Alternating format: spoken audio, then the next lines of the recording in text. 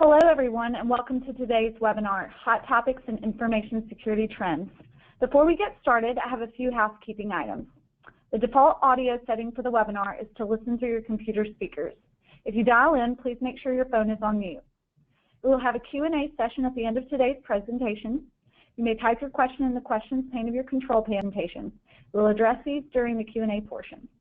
If you would like to take notes, a copy of today's presentation can be found in the handout section of your control panel. Following today's webinar, we will send a copy of the presentation to all attendees. Now I would like to introduce our presenters, Paige Boshell and Erik Rasmussen. Paige Boshell is a partner in Bradley's Birmingham office and a member of our Intellectual Property and Banking and Financial Services practice groups and the Financial Services and Litigation Compliance team. Paige's information will be available on the last slide of today's presentation if you would like to reach out to her after the webinar. Also with us today is Erik Rasmussen, the Associate Managing Director of Cybersecurity and Investigations for Kroll. He brings an exceptional combination of legal, federal law enforcement, and corporate experience to the challenges faced by clients in today's world, where cyber and physical security risks are often intrinsically linked. Now I'll turn the presentation over to Paige and Erik to get us started. Good morning, and welcome to our webinar, Evolving Cyber Attack Trends and Common Mistakes when Responding. My name is Paige Boshell. I am team leader for the firm's Privacy and Information Security team. Please visit our team page for more information about us and this and related webinars. I'd like to welcome and introduce our presenter this morning, Erik Rasmussen, who comes to us from the front lines of cyber battle. He is currently Associate Managing Director of Cybersecurity and Investigations with Kroll. He is a former director for Visa, a former Secret Service agent in the Cyber Intelligence section, a former Deputy Prosecuting Attorney, and is CISSP and QSA certified. Briefly, our agenda today is to discuss emerging cyber attack trends, common mistakes made by attack targets, and practical and legal strategies for dealing with these threats. And now I'll turn you over to Erik. Thank you very much. I appreciate everybody today coming and joining us, and want to talk to you a little bit about what our company has been seeing quite a bit lately with respect to cyber threats. We do several types of investigations where this kind of stuff comes across the desk, so to speak, but primarily a lot of our work is geared towards incident response. When a law firm has a client that needs a privileged investigation, or if law enforcement needs assistance on a forensics investigation, we step in and often are the front lines for some of this work. And with that, what we are really observing lately is a couple of traditional trends and then a new trend. The fileless malware that you see in bullet one is not necessarily old, but not necessarily new. I mean, that kind of concept has been around for a while, but we're just seeing a very heavy use of that through the PowerShell tool, and it's just not going away. And on the mistake side, we can explain why that's occurring. The business email compromises, that's certainly been something that the FBI and other law enforcement agencies have put publications out about that have been able to notify and inform people about what's going on. It's just one of the various schemes that occur through email, and we can talk about how to help some of those pitfalls with better governance. And then the third thing I'm going to discuss today is ransomware, which is being talked about quite a bit, but it's emerging and changing, evolving weekly right now. And we can talk a little bit about what to do to fix those problems and how to deal with those particular issues. Next slide. So fileless malware. Well, you know, the base, that can be used to mean a couple of things, but with the tool called PowerShell, which is on Microsoft Windows operating systems, it's built into it, you immediately have a problem. Because it's a native tool on a machine, you can't just get rid of it. You can't delete it. You can't remove it. What you have to do is disable it.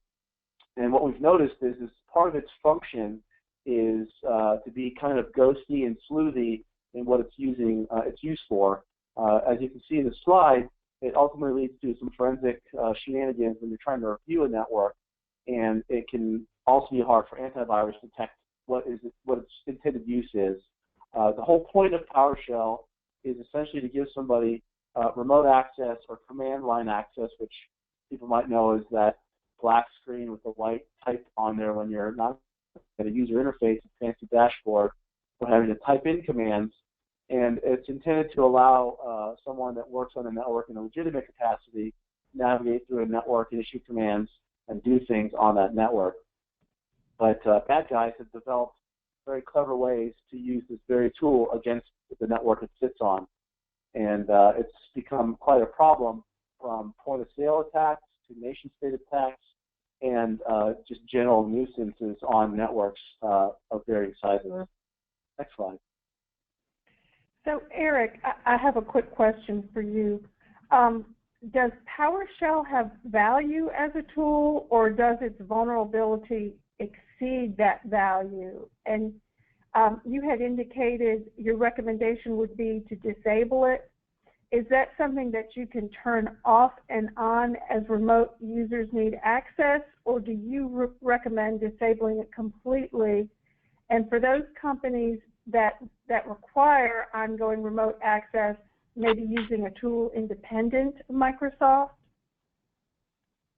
Yeah, so it's actually a mix with what you were suggesting. As with any remote tool, whether it's something you buy off the shelf or install, or it's a native tool to the system that you're using, you just monitor it, you mitigate it, you make sure you moderate its usage. You don't always have it on, and you control who has access to that tool. Those are techniques that allow you to audit what's happening and also limit the exposure if somebody uses it for that. In the case of PowerShell, what you can do are a couple of things: is actually disable it and then have the right people with the right permissions enable it, and then you basically ask permission, you can log when that occurs. And then the other problem you have that I'll talk about in the next slide is whether or not you have it enabled. Once you've used the PowerShell tool, there's some things you can do. So what you're dealing with is your control feature of mitigating the usage can often be hijacked by a bad guy. So that leads to the next stage, which is how you can monitor for whatever PowerShell usage occurs on your network, and you can delineate between good usage and bad usage. So one of the things we do at Kroll, and a lot of companies do, is actively monitor a network every day and pick up on these things through the various queries that we can use or a client tool can use. And from there, you can pick and choose what that PowerShell tool is using and determine if that looks like malicious use or benevolent usage. And in these three bullets now up on the screen, one thing to always look for, if you have a tech team with your clients that are using PowerShell or observing PowerShell, it's always important to note if something is encoded. Base64 is a simple encoding, decoding format that is inherent, and there are ways to decode Base64 through various tools online. But if you see that encoded, oftentimes what's happening is the attacker is using that to hide something they want to do prior to getting into the network. There's a piece of malware out there called Palalex that's very pervasive on a lot of large networks, so sometimes gets missed, and that ends up getting injected through encoded PowerShell usage sometimes and gets missed unless you know what to look for. The second bullet point, the other problem with all of this, no matter how you control it, is it doesn't leave like a nice set of network logs or lots of digital artifacts that can be looked at later. There are ways to do things with memory capture and real-time monitoring that allows you to capture PowerShell usage. But sometimes after the fact, it's a little difficult to mitigate and detect. So as I say in the last point, detecting it through these other methods and/or disabling it is your best way to control its usage and also make sure you understand what's happening. Next slide. And what I mean by understand what's happening is knowing why it's being used. Paige's original question, it's a very useful tool, like so many other tools that Microsoft has developed, for a network administrator or a system administrator to get in and out of a network in a smooth way, as long as it's approved. So that inherently, because you have to have that on your machine for good use, that just leaves the door open. To use somewhat of a silly analogy, if somebody is a police officer and has a weapon, or somebody is in the military and has a weapon, you would think that their responsible usage is what's going to happen, and then we can get concerned with people improperly using a weapon, even though they're allowed to be on the street, people are allowed to legally purchase them. It's a bit of an extreme example, but the point is the same, is that you have to be able to know what's abnormal versus normal. And the way to do that is, quite frankly, is to surround yourself with people that are experienced in the using of this tool, and also to be able to craft a way to detect any usage of the tool to determine the good or the bad. And that's why I have this slide up here now. This is taken from a tool that we use for our clients when Kroll does network security monitoring. And the command line, it's very long. The actual intricacies of all the command line aren't necessarily important, but just to understand, there's the highlighted part. When you see something that says something as simple as execution policy bypass, or if you look further down, you'll see the phrase from base 64 string. These are the kinds of things that your tools and your human analysis can capture and notice, hey, these two facts inside of this command to do this with PowerShell shows me that this is an unfamiliar way to use the PowerShell tool, and from there investigate further internally when there isn't a response team or other tech components of the company that can then tell you what you're seeing. The execution policy bypass command is a very common command, and you can have homegrown in your queries to look for any time that comes up inside of a network. You could be alerted to that to then observe more closely to see who's using that and why, as well as that base 64 trigger. There's plenty of websites out there that people can peruse and learn about PowerShell. Microsoft has a lot of support documentation and how to look for the bad and the good. And want to highlight it here because of that usage I mentioned at the beginning of this section, where point-of-sale malware, nation-state breaches, simple phishing expeditions that involve getting a foothold in a network. Very, very utilitarian tool for hackers. And contains multiple ways, so people necessarily know the name itself, PowerShell.exe. That's another way that people often hide what they're doing. Next slide. So the second part of what we're talking about today is one of the many ways that people's email communications lead to an attack. The name of this scheme is called the Business Email Compromise, BEC compromise. Very commonly seen now with a lot of large corporations with a lot of email traffic. And we've broken it down into two common ways, which is the general way that any sort of phishing scheme occurs, which is the shotgun spam, massive thousands of emails, or the targeted spear phishing method, looking at a single email account or just a small number of email accounts. In the BEC attack, what you're ultimately trying to do is usually get to some sort of financial gain at the end, some sort of unauthorized wire transfer, maybe somebody accessing somebody's online bank account, withdrawing money that way. But it has to start with compromising the email account of a particular user, getting their username and password to that user's email account to start monitoring it and seeing the transactions that are occurring and picking up other important details with the section of the wire transfer, learning about what banks people use, the SWIFT code, things like that. So this ends up being a very long, drawn-out campaign that takes several weeks, if not months, to actually occur. And of course, the trick is if you have legitimate access to the network after compromising credentials, it becomes even harder to detect because somebody might not be looking for the username and password problem because it's the right username and password that has been phished through a piece of malware or some other way. And then you often can spoof that person's email account and send your emails to other people asking for more information to further whatever fraudulent scheme you're trying to enable. The Outlook web app and the webmail on the right, that doesn't necessarily mean that those are the two ways we see it. It occurs everywhere. It just happens to be examples because, any web-based email account, any proprietary email, those are all platforms to which the attackers can use for the business email compromise. I also recommend doing a lot of online research for this. The FBI has put out several alerts on what to watch for, not just actual indicators, but just looking for ways to detect it in the network and also prevent it from happening. And the best kind of hygiene for that ultimately is having a strong email investigation unit in your company, whether it's anti-phishing tools or some sort of phishing exercises that occur on a regular basis. Those are all ways to narrow down the problems in the email network that allow you to have a better chance of catching this and or preventing this. Most recently, a similar scheme that we saw occur was somebody's Google account was compromised for the entire company that used Google for their services, and the attacker was able to send out spam email from that Google account to other users requesting wire transfer instructions to wire money in and out of one country to another of several $100,000. And the only way that occurred was because they were able to access that person's Google account that did not actually have two-factor authentication. So that username and password was a huge part as to why that compromise occurred. So that's another thing for cyber hygiene. Any email services now offer two-factor authentication. I highly encourage you to deploy those on your networks or your clients' networks, because it's another way to potentially stop this from occurring. Next slide.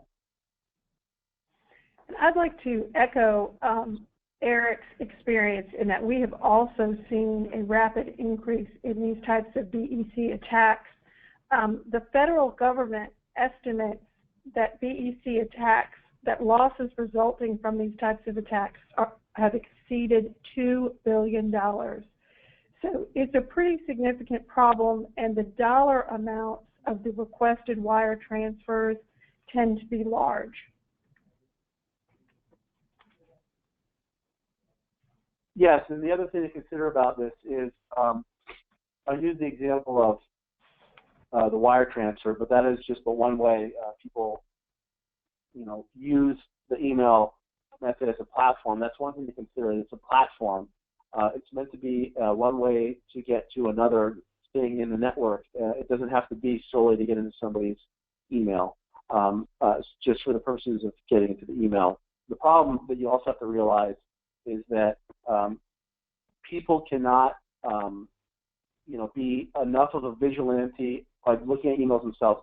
The end user is always the best security defense, being cognizant of what emails you're getting, making sure if you don't recognize emails, you delete them or send them off to somebody to investigate, because so many of these things are related to people being fooled very simply into thinking that something is legitimate without even putting malware on the network.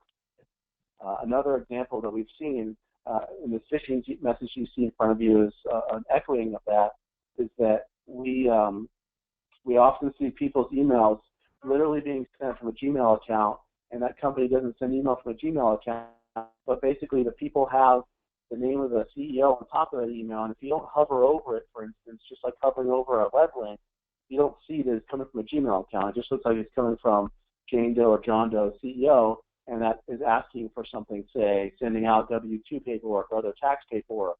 And it will never hurt to just get on the phone with the CEO and say, hey, did you send this message?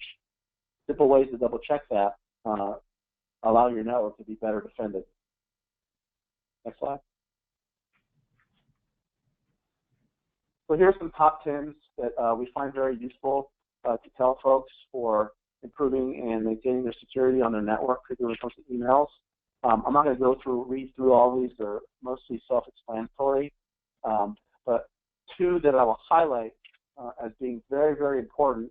If you look at 9, for instance, there are ways, of course, to monitor what IP addresses are accessing email.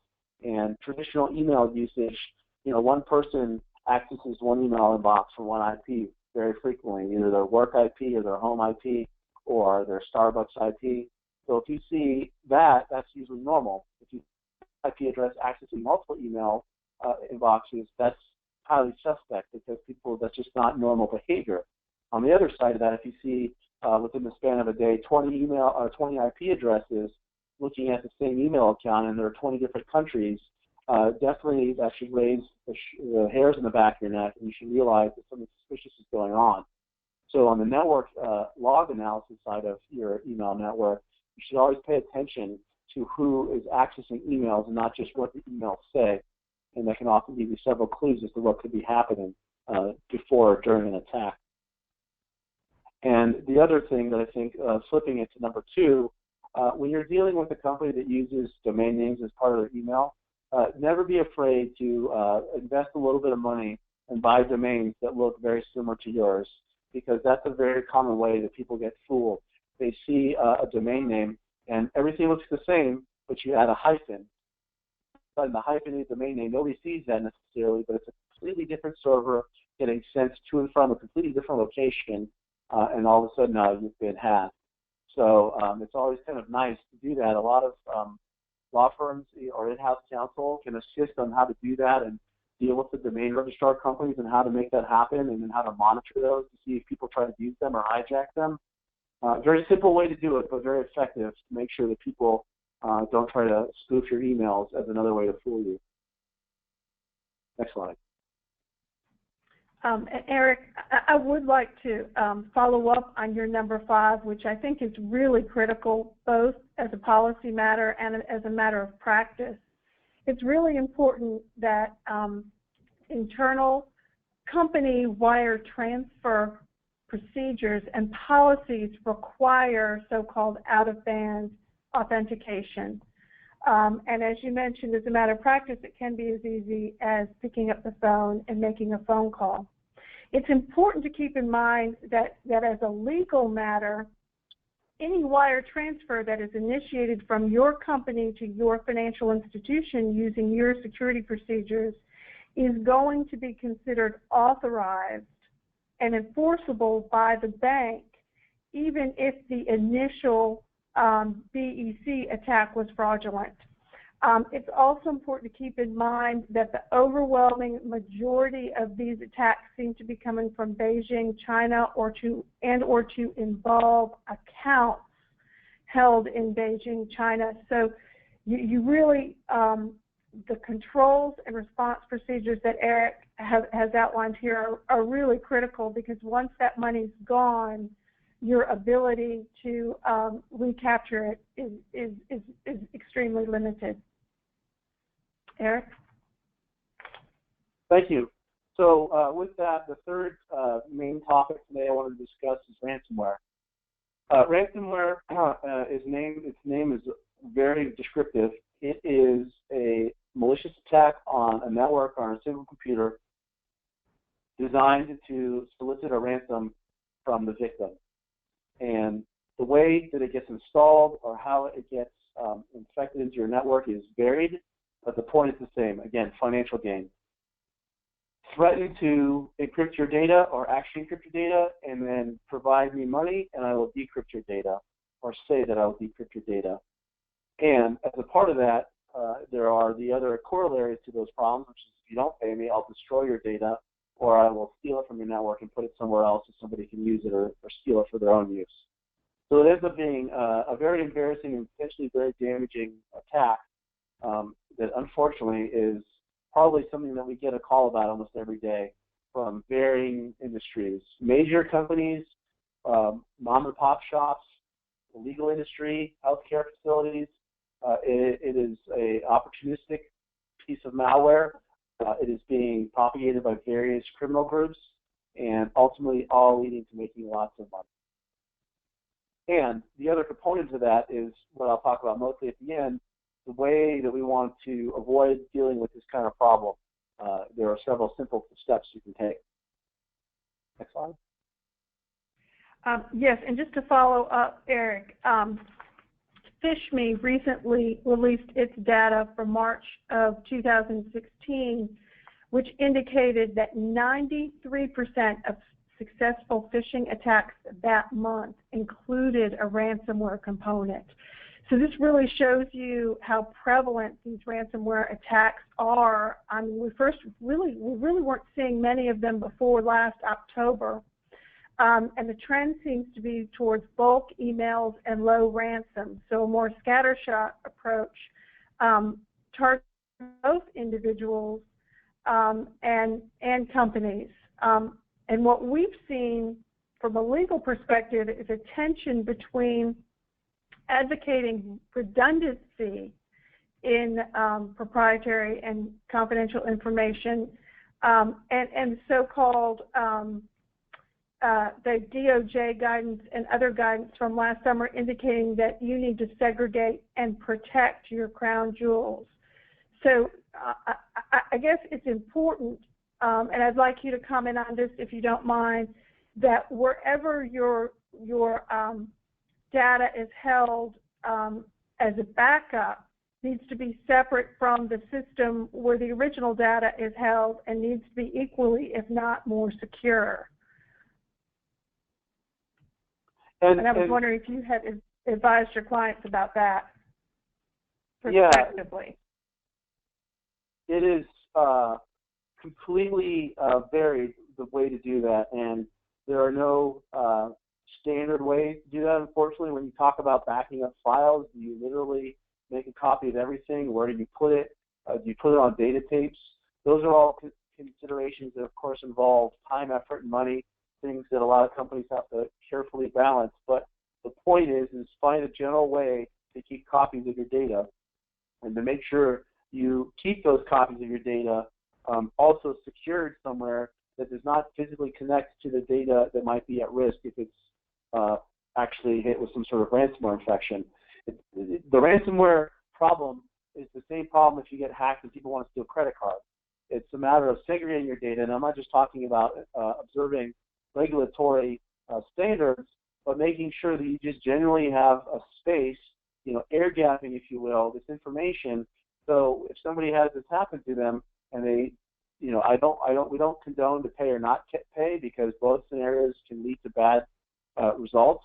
But if you end up paying and the key that is provided to you does not work, you're still without your sensitive data. And if you don't pay and it gets destroyed, you're still without your sensitive data.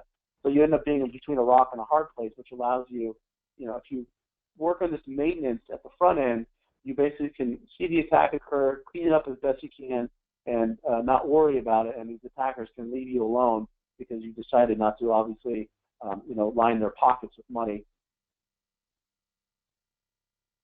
There are plenty of companies that, one last point I'll make is there are plenty of companies out there that offer services to help plan how to do this kind of migration over. But anybody that has data, they have to look at the size of the data, right? If you're a major Fortune 10 company and you're dealing with terabytes and petabytes worth of data every day, there's obviously there has to be some built-up cycles to handle that kind of migration. If you're a small company where only one person is doing all the work, you have to be obviously a little more targeted in the data that you deem important, and that you ultimately have to ask, does this company, do these employees survive if we don't have this anymore?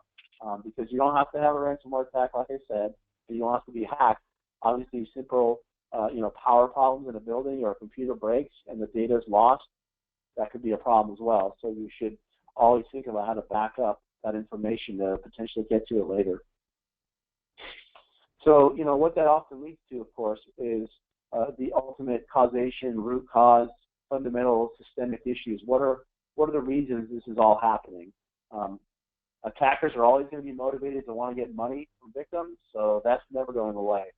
So what can the potential victim do on the front end or the back end or during these problems to mitigate the risk, to mitigate the damages? That's the focus of the next phase of this presentation. Next slide.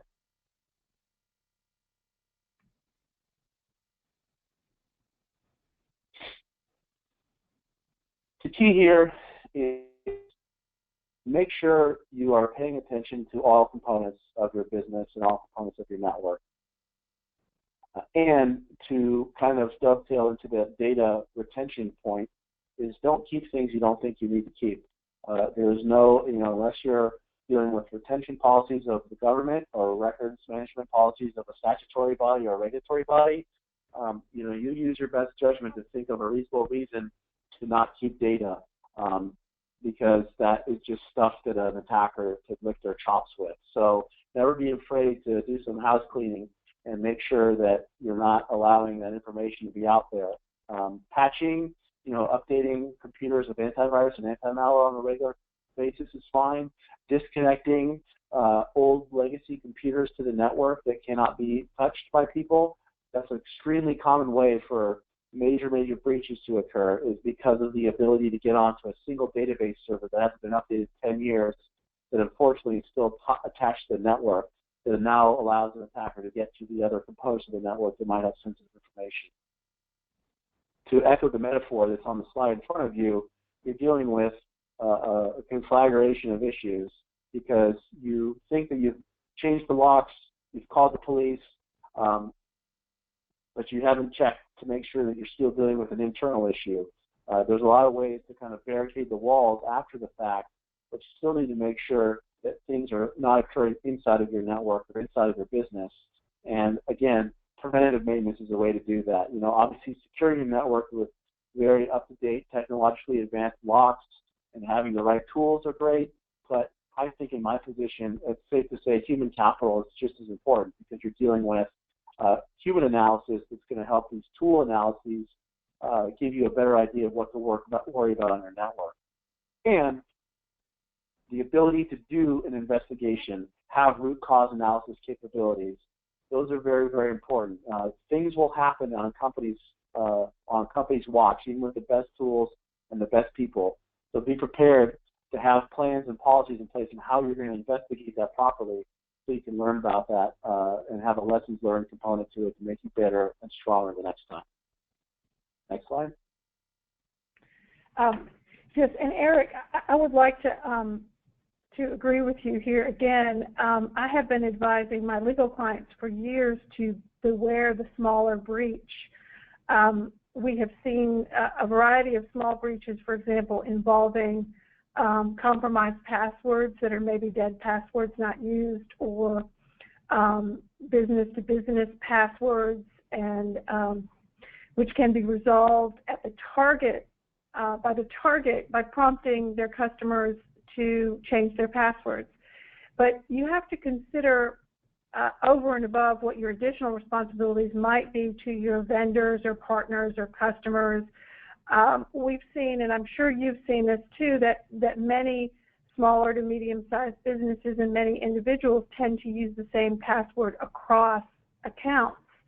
And so it may be that if your business experiences a small breach of passwords, that prompting your customers to change their passwords with you might resolve that problem at your level, but you need to consider whether or not to counsel them or contact them rather about changing their passwords if they've used similar passwords with other websites. And secondly, what we've seen, and I think most notably in the Target breach, is that a lot of these small breaches are dry runs or practice runs, practicing incursions to see, first of all, if they'll be successful, and second of all, to see what they can find out while they're in there. So I would agree with you on that. I think it's important, we're all relieved when we find out a breach has been small and easily resolved, but it's important not to celebrate too soon, and to, as you advised, to really follow up and make sure that your system is clear and that there's no residual access to or activity within the network. Erik? Yeah, keeping in line with the theme of making sure you have a plan, if you can do two things in the world, it's teaching your employees about security awareness, and it's about having a process in place to deal with problems. Major investigations, minor investigations, troubleshooting, employees that leave the company. There's certainly many ways you can document that, but just knowing what you're going to do and having a lot of contingency plans in place. Tabletop exercises, simulations, there's a whole host of ways to constantly be practicing what you need to learn how to do. And a very common example that we're constantly trying to work with clients on is, who you know outside of your company if you had to go to them for a problem. If that's a third-party private company that will help you do an incident response, if that's a local detective that will help you in a fraud case, if that's the Secret Service or the FBI, make sure you have those contacts in place prior, because if the event is significant enough, you're almost always going to have to deal with some sort of notification, whether it's to law enforcement or to the state attorney general's office in the case of data breach. You have to make sure that those things are in line prior, because you don't want to be scrambling to try to find that stuff and also deal with the problem. We had often, a whole host of sayings and expressions when I was in the Secret Service about how to do it this way or that way, but just generally have a plan and write it down and look at it over and over again and make sure that your executive management signs off on it. Whatever the plan is, having a plan is better than not having a plan at all, because sometimes these smaller incidents do lead to bigger incidents that can cripple a company. Next slide.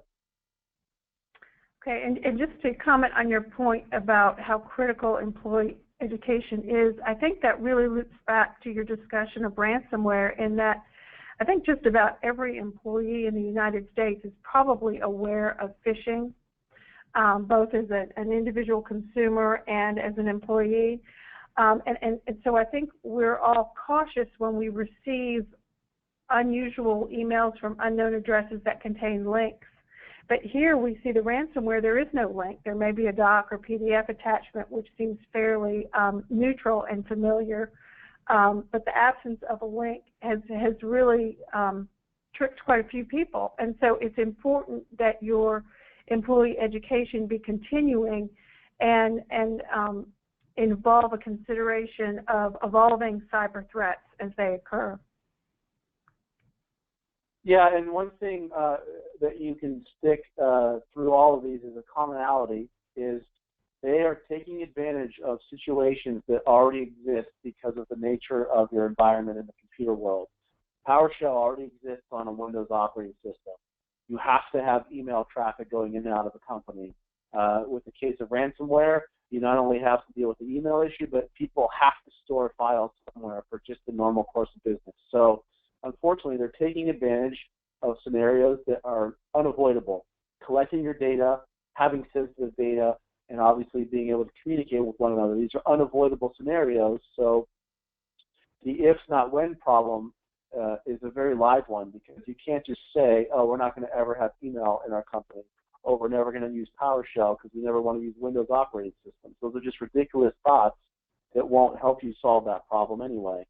So by being able to interweave all of these issues, these security issues, into your normal daily life at an entity, you're going to be able to deal with the problem a little bit better because you're just going to be that more used to how to handle the adversity. Which goes to this next point, which is the governance side of things. You want to make sure that you have a clear separation of duties and how you plan all this, so that sometimes the people that are signing the checks to get some of these resources taken care of are also not necessarily going to be the ones that might do the investigation, or that might, call the Secret Service when there's an issue, because you want to make sure that your interests are aligned to agree to keep the company safe, but there's enough independence internally that you don't necessarily have some of these issues cause one person to sway another and maybe save a buck or two, and then avoid a security problem that ends up costing you the victim of a breach. The perfect example of that is, if something were to happen with an employee that is an end user that makes a mistake, we often have to talk to companies. We're like, what should we do with these people? Clearly firing people and punishing people because they made security mistakes, that doesn't necessarily fix the problem, because the next end user can mistakenly answer an email with a malicious link. It again comes back to teaching them on the front end how to do things properly. The other thing about using the gate as an example is you can't ever build your gates high enough. You can't put an electrical fence around. You can't constantly change the gate. There's always going to be ways people can get in. So it ends up becoming a risk management component where you have to gauge the serious threats versus the not serious threats, and then plan accordingly, and not think that you can stop everything all the time, because that just won't happen. Right, and I think it's really important in both your advanced planning and your post-breach response to address coordination of your internal and external teams, and to make sure that you have a single united message both within the company and customer facing. And with thank you. Sorry, Paige, one last thing I would say is part of that strategy for when you want to do something outside of your company is there's nobody that ever tells you can't discuss internally your strategy before you discuss it externally. Certainly notifying law enforcement, they want to know these things so they can investigate crimes, but you have to obviously go through your right internal processes to make sure you're not, quote-unquote, getting your story straight, but you're making sure that you have the right message and you have also a consistent point of contact to talk to these folks, so the messages aren't getting mixed and information is not getting shared, and you're also having an internal point of contact. There's never a problem with having some sort of regimented hierarchy planned out for these types of events, so you have sort of a battlefield incident command system when you're dealing with an issue, however small versus however big. Agreed. And thank you so much, Erik, for your insight and your experience. We'll get to questions in just a quick minute, but we've put up here our contact information. If you have any follow-up questions that aren't addressed during the webinar, or if you would like assistance with your planning or data breach response, my contact information and Erik's contact information is on this last slide, and we appreciate your attending. Now I'll turn you back over to Christy for follow-up. Thank you. We're now going to begin answering the questions submitted during today's presentation. Feel free to continue submitting questions through the questions pane in the control panel. First question, if you pay the ransom and receive the de-encryption key, can you assume that your system is clean after that, or have you seen situations in which residual code or malware poses a continuing threat? So the answer is simple, no. You cannot assume that everything is fixed because you paid the ransom. We have had numerous clients that have come to us for that very problem, as they paid the ransom, their decryption key that was given to them worked, but they remained a victim because they continually kept getting infected with ransomware, either from the same family of ransomware or a new family of ransomware. And that probably occurred for at least two reasons, is they were generally vulnerable to this attack, and the attackers knew that they were willing to pay, so why not keep at it and get more money from them? Okay. Next question. We had someone ask, how do we protect ourselves against liability on software we sell?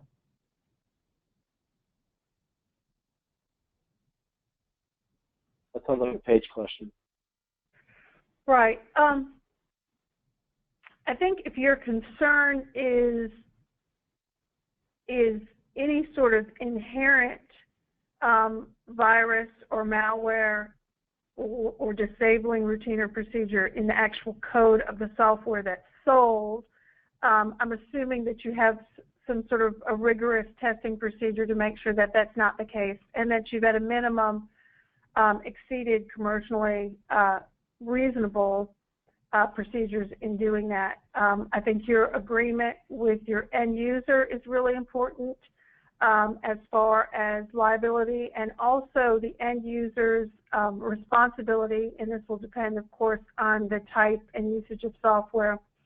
The end user's responsibility to have certain internal security, and if there's minimum internal security they need to have as far as virus detection or intrusion detection, I would spell that out in the agreement. I think also the question may, and Erik, I would appreciate your input on this, the question may also be to, what if your software is implicated in some sort of an attack, if it's used as a vector post-installation, how can you respond to and address that? Yeah, that's having come from the Visa world and having been an agent that investigated point-of-sale breaches, that issue came up quite a bit when people's payment application software was somehow misused as a result of the breach, or was, there was potentially a vulnerability in that code. And really what you're dealing with is kind of what you talked about, is you have to kind of reasonably predict what could happen to misused code, but you also have to realize that a lot of these agreements as vendors and people that provide commercial services in all of these spaces, they almost certainly have decided that whatever their product is used for, like a car that rolls off of the dealership, if you bug with it and add things of your own, you basically have lost your warranty. It's no longer a stock car, you've modified it, and you lose any potential recourse. The same can be true for software, and what we've found is a lot of times software that gets sent to somebody, whether it's a piece of security software or whatever, is often misconfigured, so it wasn't being used in the correct use, and that ends up being an out, so to speak, on how that ends up occurring for saying, hey, well, this tool by software company X is broken, and that's why I got breached. The other reality is that that's not really how most breaches occur. Sure, there are software vulnerabilities and there are codes, and what ends up happening is something like what's called a 0-day or another vulnerability gets advertised and all of a sudden now there's several things that are vulnerable, yes, you can certainly make a website vulnerable by having bad code. However, this goes back to the end user's responsibility to keep that code secure and to constantly update it, or to keep antivirus on our computer and to constantly update it. The onus often always comes back onto the end user, making sure that whatever they're using, they've done the bare minimum. And quite frankly, we've often found they're not doing the bare minimum. In one recent investigation, we dealt with a company that had a lot of credit card data compromised because they used a particular type of web application. Well, they hadn't been using the most recent version of that web application and had not updated that in several years. And had they updated their web application, they would not have had the problem that they had because of that ultimate issue. These patching behaviors that occur, everybody's probably heard of, Patch Tuesday when Microsoft pushes out patches to all of their Windows operating systems. You have to be a vigilant end user, and if you are not, that makes any sort of claim very difficult to overcome, since they provide a basic service when they sell you software or machine, and how it gets used is ultimately up to that end user. Not the best answer, but I have, and you maybe can tell us from some probably stronger background with legal investigations or cases, civil cases, if there's any real successful challenges to claiming that somebody's software flaw was ultimately the fault of the software provider. And with that, of course, we're not dealing necessarily with the category of cases where a nation-state actor has sold something that the United States uses and it has backdoors in it because of the nation-state's intent to steal intellectual property. That's a whole different ball of wax. It's a criminal investigation. But from a normal negligence point of view, it's a very difficult thing to say that somebody at Microsoft has designed a version of Windows that doesn't work and causes people to get breached all the time. If that was the case, I think nobody would ever use Microsoft, because it's how you use Microsoft that often leads to the problem. Well, that kind of goes back to your PowerShell example, which is it seems to have an inherent vulnerability, but it's not likely that suits against Microsoft or third-party bad actors hijacking of that tool would be successful against Microsoft. All right. Well, Eric, thank you so much. Do we have any other questions? There's no reason to pick on Microsoft because there's plenty of companies out there that make that are highly successful. But for instance, Microsoft has a version of Windows called XP, which people basically can't support anymore. However, XP is one of the most common operating systems on point-of-sale machines in the United States. But to actually migrate over everything off of an XP device to a non-XP device costs companies a lot of money. So you end up playing kind of Russian roulette, if you will, and being able to decide when you want to migrate this stuff over. Okay. Thank you, Eric. All right. Again, thank you, Paige and Eric, for an informative presentation, and thank you to everyone for attending today's webinar, Hot Topics in Data Breach Information Security Trends. We will send a copy of the slides to all attendees later today. If you have additional questions, please feel free to contact me, Christy Roach. My email address is croach@bradley.com. Once you leave the webinar, a brief evaluation will pop up in a new browser. We would appreciate your feedback, which will help us with future webinars. On behalf of Bradley Abrant, we thank you for joining us and have a great rest of your day.